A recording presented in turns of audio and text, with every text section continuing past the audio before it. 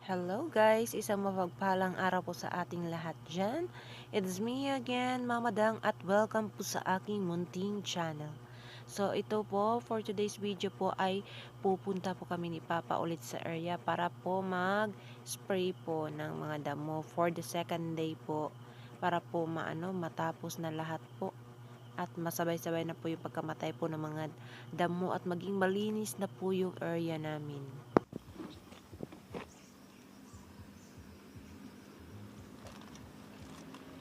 Mga kalingap, mga buntag. Ayan mga kalingap, lalagyan natin ng sabon, no? Powder. Yung medisina na pampatay ng damo. Nang sa ganun, magkaroon ng sticker. Kung umulan man mga kalingap, at least hindi siya ma-remove kaagad sa tubig ulan dahil may sticker yung ano natin. Didikit sa Yung pang-weedicide natin. Tapos isang lata ng medisina, yung pamatay na sagbot. Lata ng sardinas. Yun lang bali ang timplado ng chemicals natin para mamatay yung damo mga kalingap. At pagkatapos yan, haluan natin na ng tubig. Yung mga kalingap, nito yung abono kasi direct na itong na ito. Direct itong medisina na to.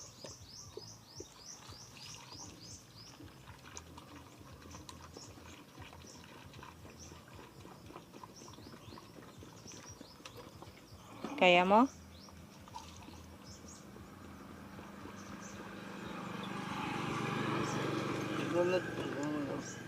Okay.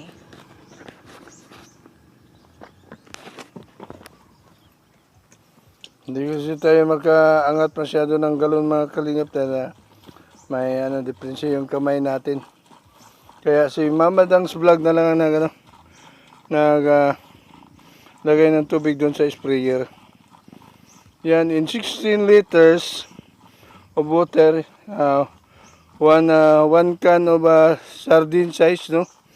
Yung medicine, tapos sabon konti na powder para maging sticky. At pag dadapo na doon sa lalong mamamatay yung damo pag nainita na mga kalingap.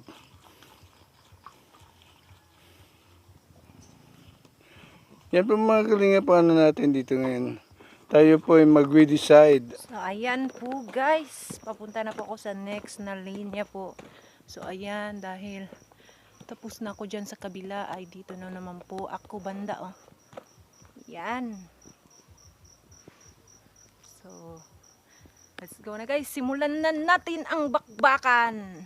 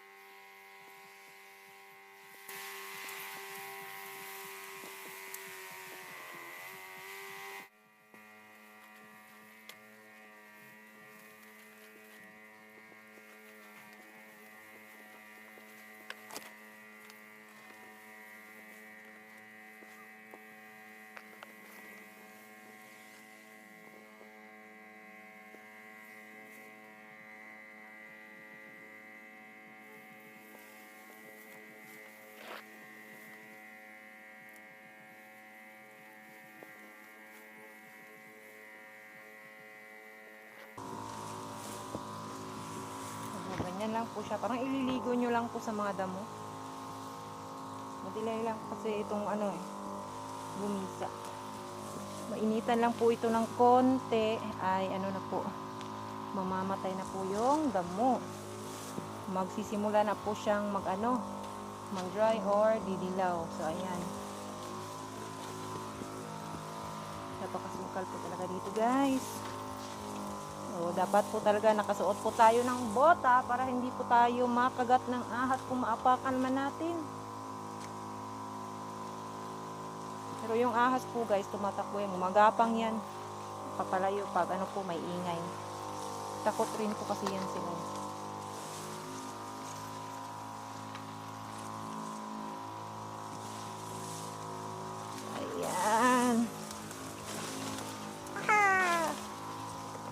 Sukal-sukal.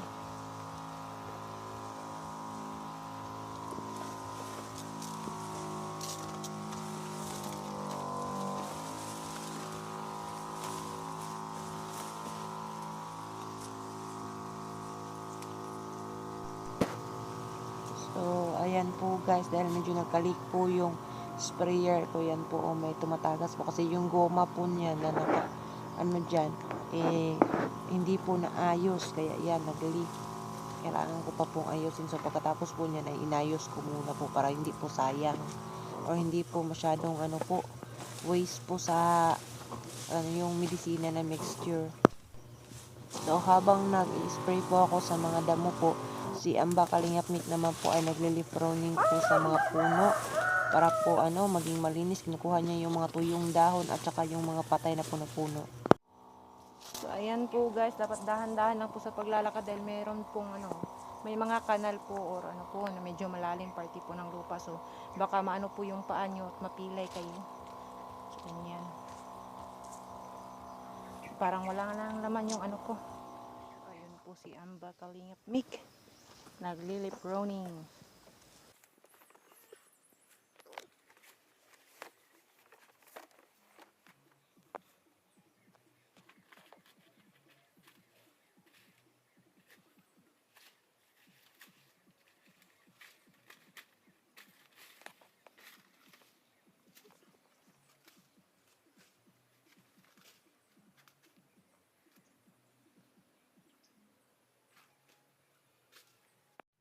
So, ayan guys, habang kumukuha pa po si Amba Kalingap Mick ng tubig para po i-refill namin dun sa namin knapsack at itimpla dun sa medisina, mag-lily pruning muna po ako.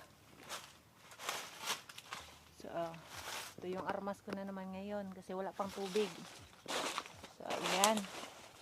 Punta tayo dun sa may dulo para po lip pruning dun kung saan po nag-stop si Amba Kalingap Mick, my father. Ayan.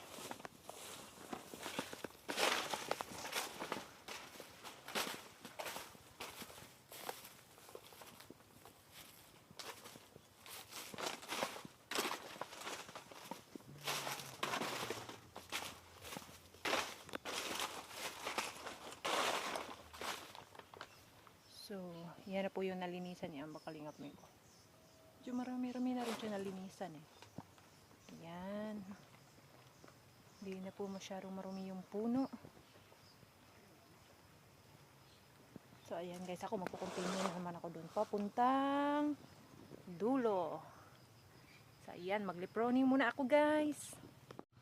So, ayan, sa pag-leproning, yung kukunin mo is ganito. Yung ito yung dahon. So, ayan.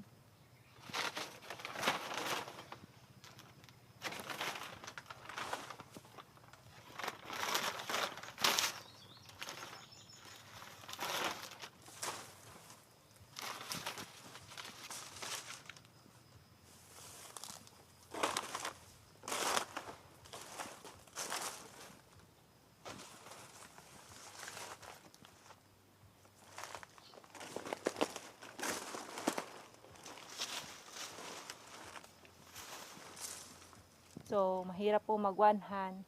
So, kailangan ko muna lip pruning ha. Para may naman ako. May magawa ako habang nataantay ako kang Papa Mick or Amba Kalingap Mick. So, ayan po guys, dahil tapos na po ako mag-spray doon sa may looban. Siyempre, kahapon may hindi na tapos si Papa Mick or Amba Kalingap Mick po sa pag-spray dito sa malapit po sa daanan. So, ayan, tinapos niya po kasi may konting pa po mixture po ng tubig at saka medisina na tira. So, talagang tinapos niya para maging malinis po talaga lahat. So, ayan po, kung makikita nyo po, napakainit na po talaga. Kasi po, tanghali na na, 11 na ata, mag-12 na ganun. At saka nakakagutom na rin. Nagugutom na ako. So, ayan po guys, nakaupo po ako sa isang malaking bato. Yan o. Habang naghihintay po ako kang Amba Kalingap Mick. Sakit ng ko. Dito po. likod ko, tapos dito sa may ano ko, likod mo yung papuntang likod. Ang bigat kasi ng knapsack, 16 liters yung ano yun, laman nun. Yun yung pasan-pasan mo, tapos ilang ganun yung ano mo, pinasan mo. So pabalik-balik ka. Pag naubos, balik ka naman, refill ka na naman ng another 16 liters. Parang ngayon, ano ako isa, dalawa, tatlo, apat, lima. Parang ano, pitong 16 liters yata yun, or 8 na 16 liters yung pasan ko kanina. Kakapagod po, pero okay lang, ganun po talaga. Kailangan pong magsipag. So ayan.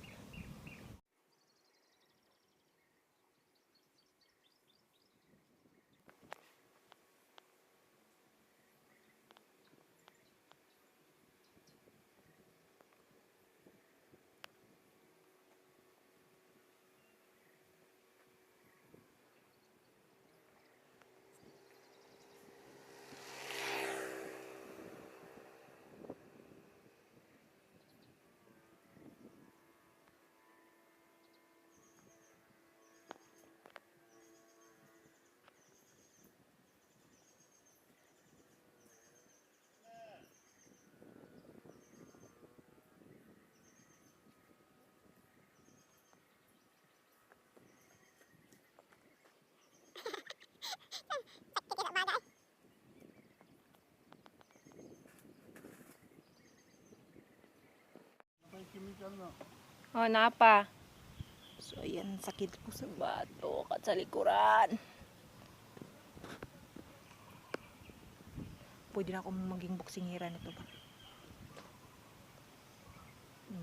Ganyan yung braso ko. Hindi na to braso ng babae. Parang braso na ng lalaki oh.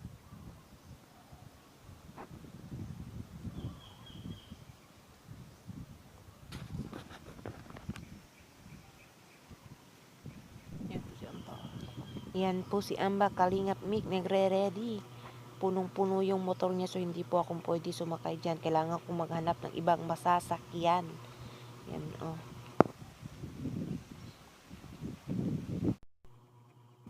At habang nag-aantay po ako ng sasakyan ay meron po akong kakilalang dumaan at pinahits po ako, pinasakay po ako ng libre.